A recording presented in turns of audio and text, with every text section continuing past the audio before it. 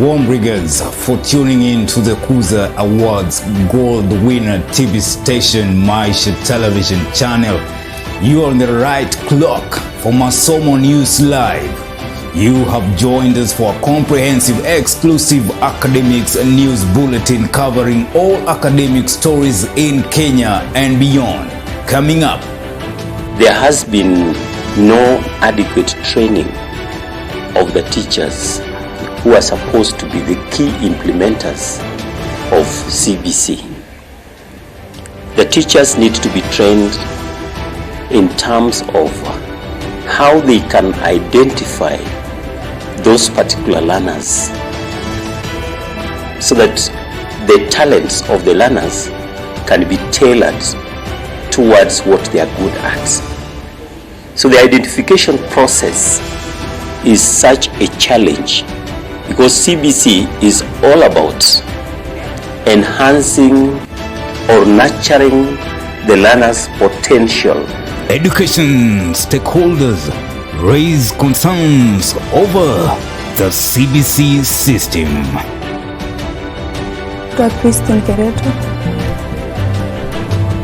Nyeri boarding primary school class 7 Bungoma kwa mwaka wa 5. Sisi kwa nyumba yetu tuko 9. Mimi ndio last born. Nilifungua twins wasichana wawili. Nikaenda tu shule, tukapimwa shule, nikapatikana niko na mimba. Nikaambiwa utakaa shule ama utaenda nyumbani. Nikasema kwanza nitakaa. Wakati hivi nikasema hapana, ndabika sana nikaa na tumbo shuleni. Nikasema hata niende nyumbani. Nilienda nyumbani, babangu akanifukuza nyumbani. Ananiambia wewe sika nyumbani. And education stakeholders in Narok County conduct a 1-month rapid results initiative drive with the aim of arresting and prosecuting perpetrators of defilement. And Bungoma County and Kibabi University agreed to collaborate in areas of agriculture and youth empowerment.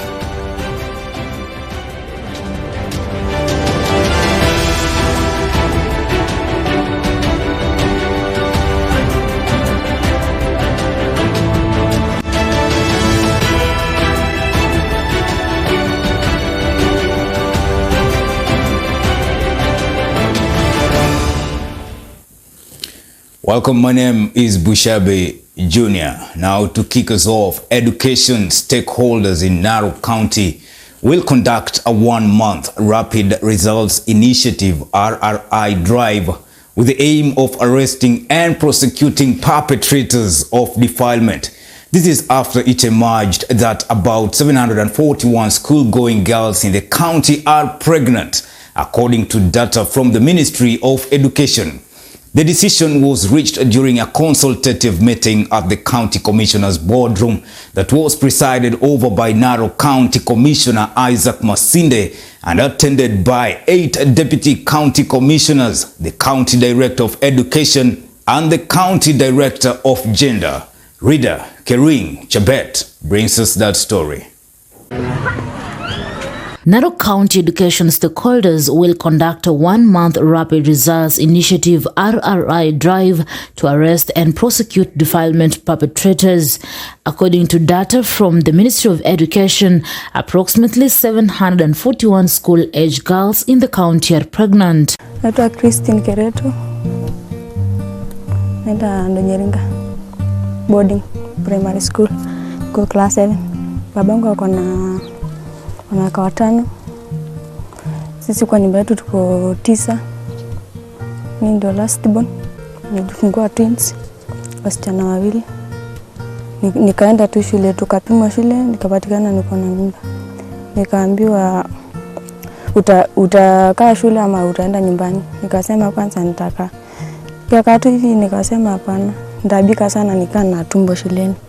Nikasema hata niende nyumbani. Nilienda nyumbani, babangu akanifukuza nyumbani.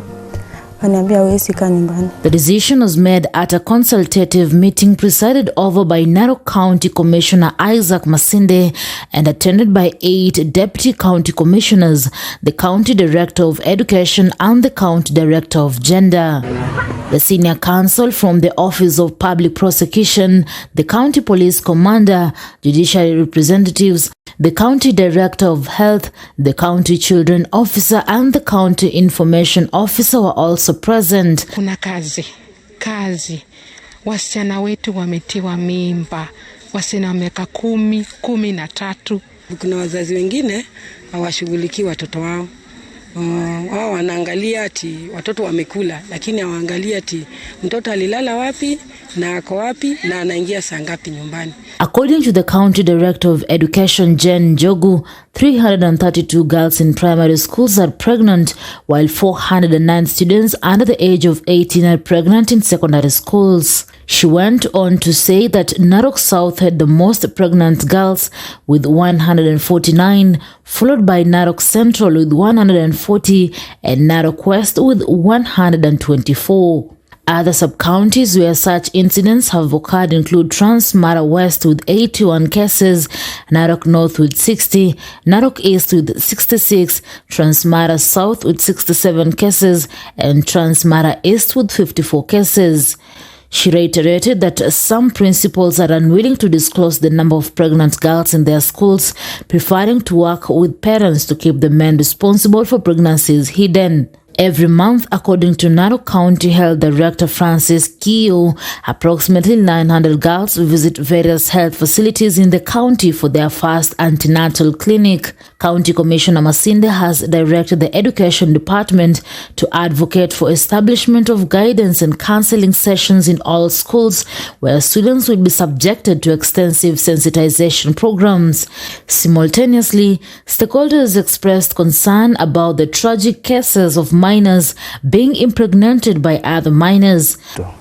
Sana ukiangalia ni kwamba wengi wa watoto ukiwahoji ni kukosa mahitaji yao kutoka kwa wazazi. Kwa hivyo jamii ama wazazi hawajibiki kulingana na majukumu yao. Kwa wale ambao wamehusika sahihi bado tunaendelea kuwatafuta. Hawajatiwa nguvuni bado, lakini bado tunaendelea kuwatafuta. Already 66 people have been remanded in custody and 90 others have been convicted of defilement in the county by the courts. Narok County was identified as the leading county in terms of teenage pregnancy cases in the Kenya Health Demographic Survey in 2014, with 40% compared to the national average of 18%. Diana Flora. Hivyo vingine sikupata, lakini Flora nimepata. Suluale nimepata. Nyumbani kama niko kwa MP, mamangu ananipatia. Lakini sijui kama nimeteseka vipi teka kwa mjamzito. Tumeelewana huyo boyfriend wangu, tumeendelea. Hata hivyo sasa asema haya, leo utaenda tujaribu kuwa mapenzi. Mimi siku 6 tukaenda. Siku ya kwanza, ya pili, ya tatu. Mwezi sikupata. Wa kwanza, wa pili, wa tatu. Niko na mimba. Nikamwambia, akasema, hapo nimemwambia hakuna mimba lolote. Akanifuata tena. Akaniambia sawa. Nimeelewa. Ameniambia nifuate kuja shule, mamangu, wazazi wakaniambia nifuate kuja shule. Najipa moyo nifuate kuja shule. For MASOMO News Live, I'm Rita Chebet Kari. Well, thank you, Chebet. Now moving on, the Kenya Union of Post-Primary Education Teachers and the Kenya National Union of Teachers NAT want junior secondary to be housed in day schools. The union stated that due to the age difference, learners at this level might not get along with those in forms 1 through 4 under the current 844 system. Learners entering grade 7, the first class of junior secondary school, have selected their preferred schools, with 2 unions expressing concern that most available slots are in boarding schools. KUPPET Executive Secretary Sabala Nyeri speaking in Mbale town in Vihiga County, stated that the proposal to house junior secondary students only in day schools would alleviate pressure on existing facilities. The NAT Executive Secretary Maurice Chalenga concurred with his Kupet counterpart that minors should not transfer to day schools.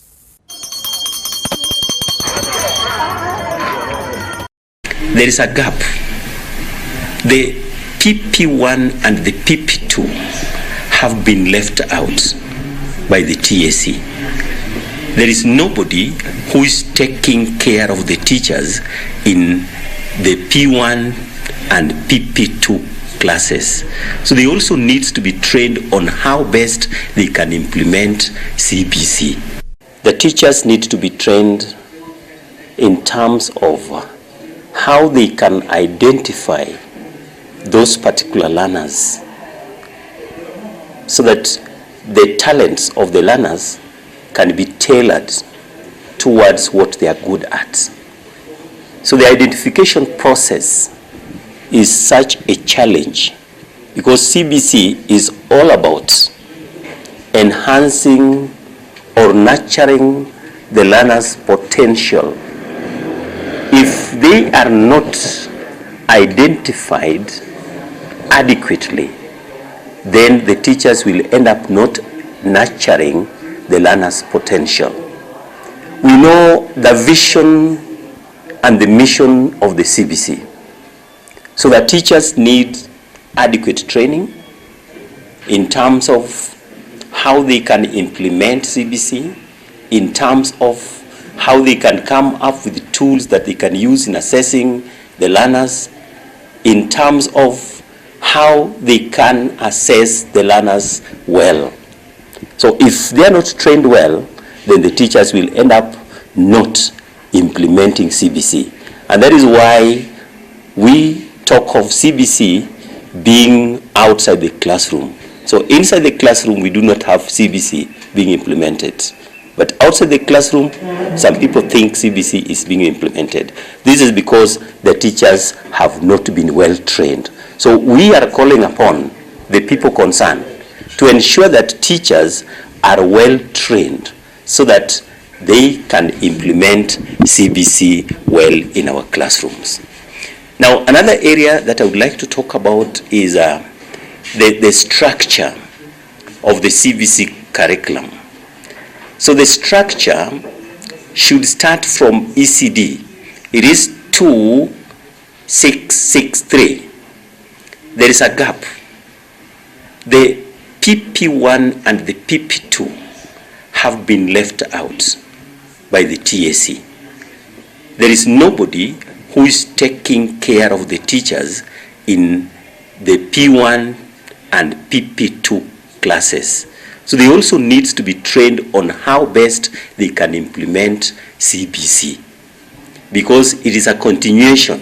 So if that beginning is left out, then the implementation of CBC will not be complete. And therefore we call upon the Minister of Education, we call upon the TSC to ensure that those particular teachers in PP1, PP2 are also included during the training of teachers in the primary schools and even in the secondary schools. One of the key issues that we have talked about and found lacking in special education so that CBC can be fully implemented is the issue of funding. Special education requires funding because it requires special training for the teachers, special equipment for that will be used by those children who have different educational needs, adaptive needs, so that they can be able to accommodate their movement, their visual acuity, and other areas. We also need special equipment for assessment in the ears, like the audiometer, so that after establishing the learner's functions, he can be able now to be properly placed in a class, and that goes with a proper assistance from the teachers. I know some people think that we don't have enough personnel to handle these children. We want to assure you that the teachers are trained, only that most of them are not utilized. The other area that is very important so that the CBC in special education can work is the funding. The funding is very important to enable the activities to be carried on. There have been complaints in some quarters that CBC is expensive. I want to say that it can even be more expensive in this area of SNE. Why? Because we must need special equipment, resources, and even personnel. When we are handling those children, we also need multidisciplinary personnel. We need doctors, we need psychologists, and we also need all other people to come into play so that this child can be well assisted. All right, and Bungoma County and Kibabi University have agreed to collaborate in areas of agriculture and youth empowerment. Speaking during a consultative meeting with university's top management on Wednesday, Bungoma Governor Kenneth Lusaka assured the public and the institution of his partnership commitment to boost viable innovations in agriculture aiming to increase agricultural productivity. The governor reiterated the observation that many cities in the world had developed courtesy of universities. He added that the government was willing to partner with the institution to sponsor jobless youths and to help them undergo short courses in agriculture, value addition, information technology, accounting, and budget making. Kibabi Deputy Vice Chancellor in charge of administration, Professor Siamba Donald, said they were already in partnership with a Norwegian agency that is willing to pump in money into the project.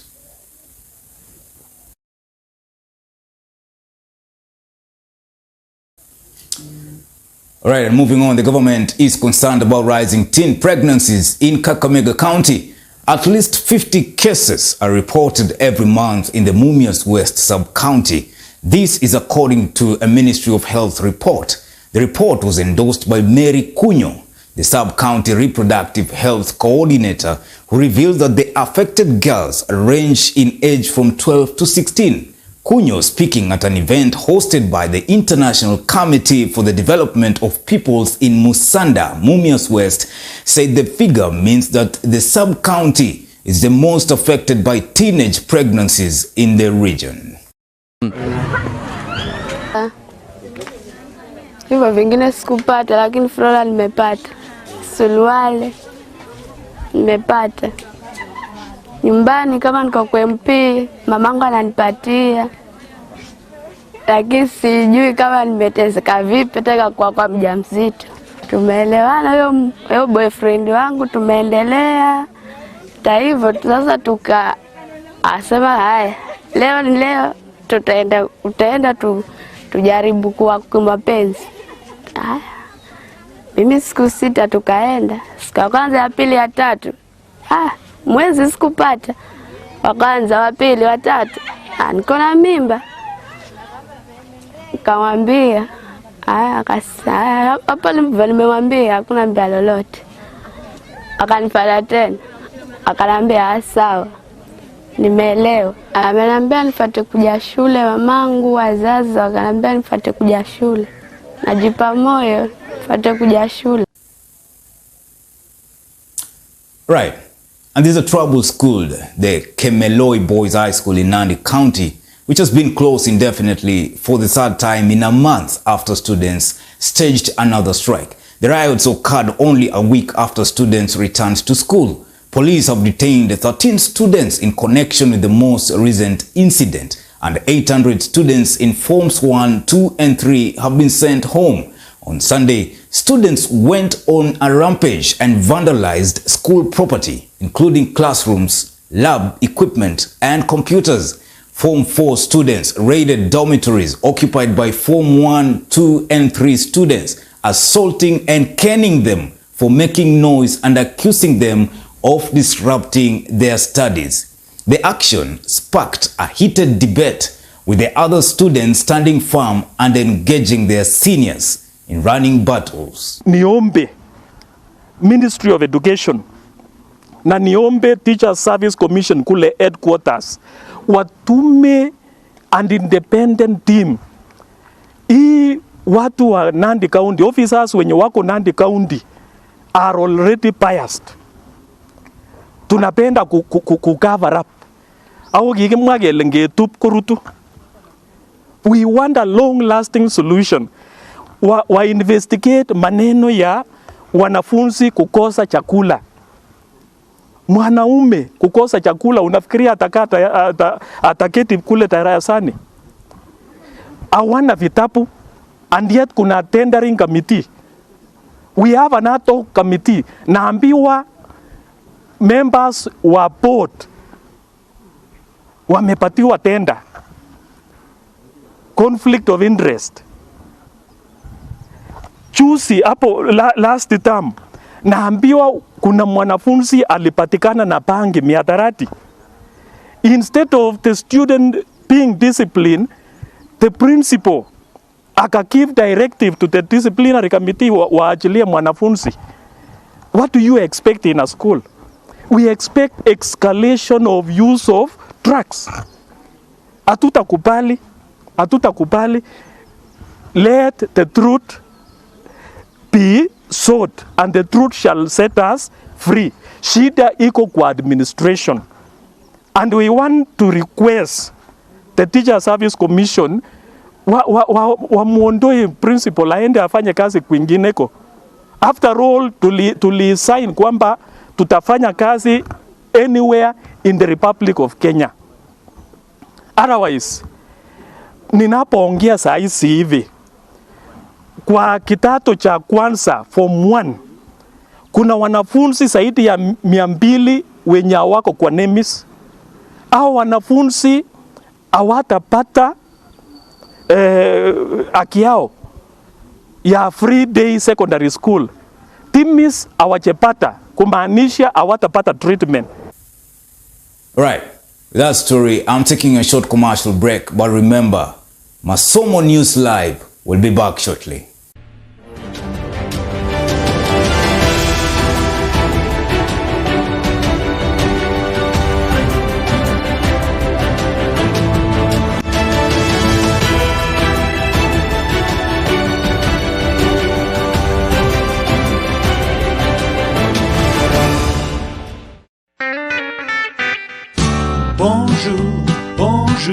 Bonjour, mesdames et messieurs. Bonjour. Hello, ladies and gentlemen. Have you ever thought of going international? Maybe learning a foreign language? Is it Chinese, German, or better still, French? And yes, French it is. Right from the heart of Western Kenya, Maisha TV brings you a Kenyan French show, one of its kind in East Africa. Le français est si simple avec moi, Nelly, la polyglotte. With our premiere season featuring the Greenmount Academy from Kakamega County. Oh la la, it's gonna be educative, it's gonna be exciting et simplement extraordinaire. Only on Maisha TV. Greenmount Academy. Bonjour, comment ça va? Bonjour. Bienvenue. Yeah! Love Haunts is simple. Every Saturday at 7:30 p.m. with teacher Nelly Muheleki. We are education. We are academics. We are knowledge. We are your trusted education partner. This is Maisha TV. Knowledge is power. Information is liberating. Education is the premise of progress in every society, in every family. Education is always the key to success. Education is the background. Education should be the foundation. As Maisha TV, we embrace, we honor, and we value education. Education is a way of bringing information, knowledge to our people. And that is the basic importance that we can see education doing. We are here as solid partners to the growth of academics and career building in the nation. It is all here on your fastest growing TV station, Maisha TV, where you choose it, watch it, and love it. We are education. We are academics. We are knowledge. We are your trusted education partner. This is Maisha TV.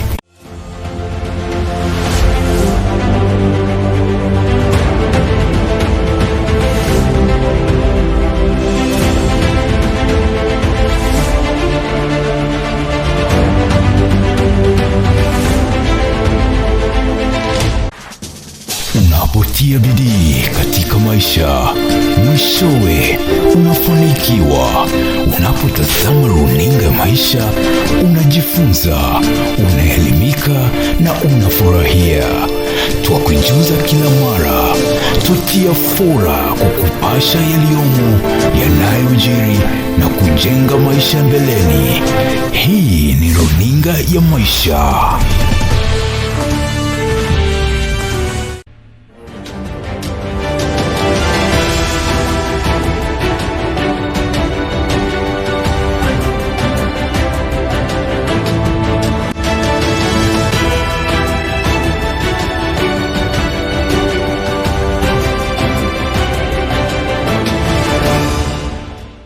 Welcome back. I'm your host, Bushabe Jr. This is MASOMO News Bulletin, covering all academic stories in Kenya and beyond, exclusive to Maisha TV. Now moving on, more than 400 coast youths have benefited from the Aga Khan Foundation Human-Centered Design HCD business training to boost their businesses. The foundation has been training the youths to engage in small-scale businesses and thereafter get funding to boost their trade. Speaking during the first cohort training in Mombasa, the youths lauded the initiative, saying it will boost their businesses.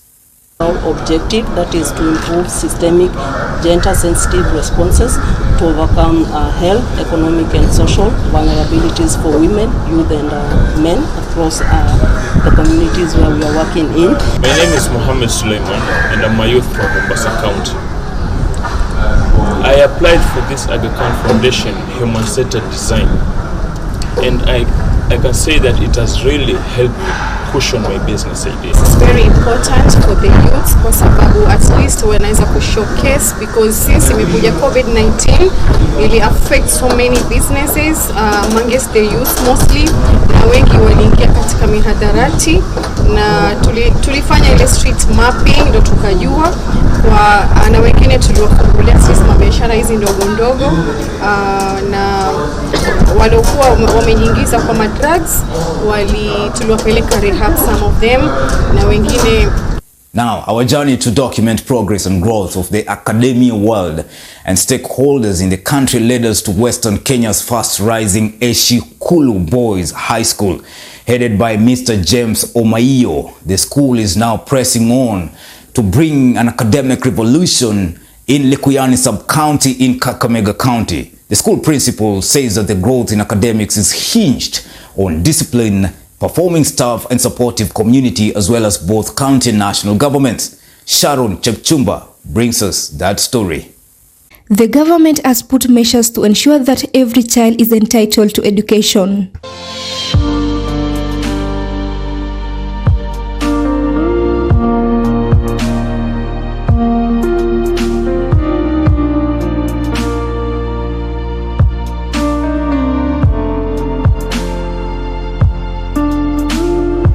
This is no difference to Eshikulu Boys High School headed by Mr. James Omayo, who now spearheads an academic evolution in Lukuyani Sub-County, Kakamega County. My name is James Omayo, Principal Eshikulu Boys.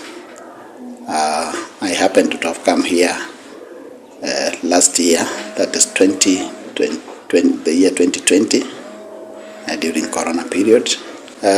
Eshikulu Boys is a school located between Matunda and Mosbridge on your highway to Eldoret, 300 meters from the road. It is in Lukuyani Sub-County, in Kakamega County. The school principal says that the growth in academics is hung on discipline, performing staff and supportive community, as well as both county and national governments. And found the school at a mean of 5.08, and we tried to work with it. Within the same year, we got a mean of 6.27, and now we are standing at 7.5. That is top 5 schools in Kakamega County. We are number 5 out of 408 schools. Infrastructure-wise, at least the school is trying. It has enough classes for the students, for the learners. But our enrollment is at 900 now, up from somewhere 600. That is last year. Our intention is that we move higher and higher in terms of enrollment, infrastructure, and all that can make a student be comfortable and a good student. Above all, we have challenges as a school. This school is constructed on top of a rock, whereby we get challenges at night. When it's cold, it is normally very cold. But again, when it is hot, it's very hot because of that rock. Coming to things like water, I found challenges, but I managed to sink a borehole. It is supplying us with water that we are currently using, but we again still want a reservoir to keep enough water for the boys now that the number is going up. To parents, I want to give you assurance that we are headed towards the right direction. We won't let you down as a school. And to our BOM or stakeholders in general, just know that now Eshikulu Boys is headed to higher places.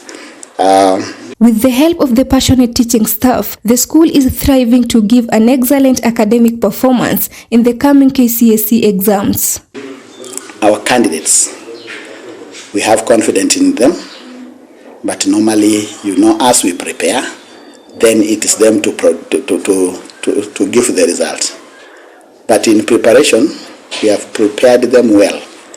We were able to finish our syllabus before the start of this year. That means we finished our syllabus in March before the KCSE started.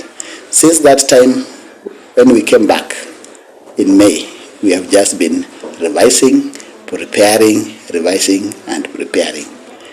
Currently, as I said, our mean stands at 7.5, but we are hoping that we have the capacity to make it reach somewhere around 8.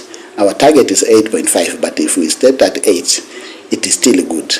We know that we would have made at least a stride and a step forward.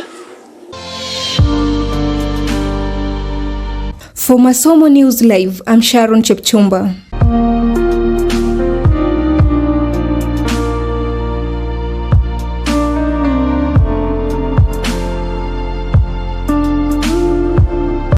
And now the Ethics and Anti-Corruption Commission EACC has raised concerns about rampant cases of falsification and forgery of academic certificates in the country.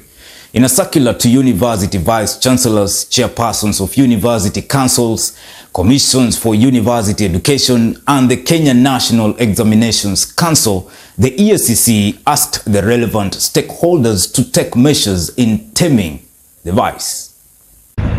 Detectives of the Integrity Center have now raised concerns over the increased usage of fake academic papers by a number of Kenyans while seeking jobs opportunities. The Ethics Anti-Corruption Commission EACC has raised concerns about rampant cases of falsification and forgery of academic certificates in the country. In a circular to the university chancellors, chairpersons of the university councils, Commissioner for University Education, and Kenya National Examination Council, the EACC has asked the relevant stakeholders to take measure in taming the vice. If left unchecked, the vice, in the Commission opinion, directly threatens the integrity of Kenya's educational system and undermines the value of the public service. The EACC has identified a number of most widespread irregularities, including the alteration of KCSE certificates grades in order to gain admission to graduate and postgraduate programs in the universities. The alteration of the names on legitimate certificate holders, which enabled the altered to pass as someone else when applying for admission or jobs, is another frequent irregularity according to EACC.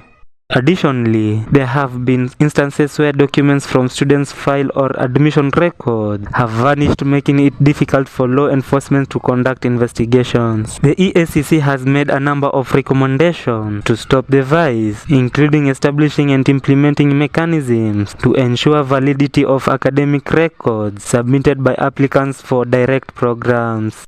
The EACC asserts that the interlinking systems for archiving academic records is also necessary to increase other stakeholders' access to them. All the stakeholders will be required to apprise the EACC on all measures considered in implementing the advisory. This comes as the Twalim Barak led a commission also seeking to arrest the governor of Turkana, Jeremiah Murkai, for using questionable academic papers to attain his position as the county head of the Turkana County. According to the anti-graft agency that carried out the investigations, it was established that both the governor's degree and diploma certificates were fake, thus rendering him liable to criminal prosecution. The EACC says the governor forged a degree and diploma certificates purported to have been issued by the Kenya Methodist University. The Twalim Barak-led agency is now protesting that the Independent Electoral and Boundaries Commission IEBC turned a blind eye to their recommendation before the clearance. The EACC says the IEBC gave Lumorokai the green light to fight for the position of Turkana governor despite the commission bringing the matter to the attention of the electoral body.